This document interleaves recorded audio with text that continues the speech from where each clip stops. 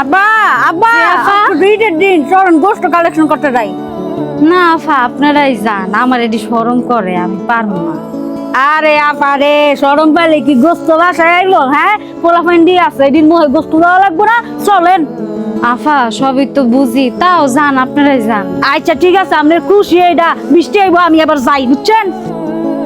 মা মা গুস্তু কখন রানবা? গুস্তু দিয়ে ভাত খামু।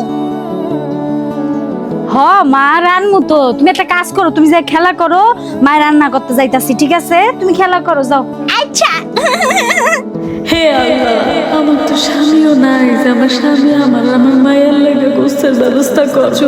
লজ্জায় কারো দরজার সামনেও যাইতে পারি না। হে আল্লাহ, তুমি শেষ ভরসা, তুমি ব্যবস্থা করো আল্লাহ। ঘরে আসো নাকি কেউ? কে কে? ময়নার মা, এই যে নাও, ধরো তোমার গোস্তরা রাখো। ভাই আমাকে কথা মনে আছে আপনার? আরে কি বলো, তুমি আমার প্রতিবেশী, এতটুকু খোঁজ খবর যদি না নেই তাহলে কি আমার কোরবানি হইব? আমি তো জানি তুমি কোরবানি দাও না, আবার তোমার আত্মসম্মান বোধও বেশি।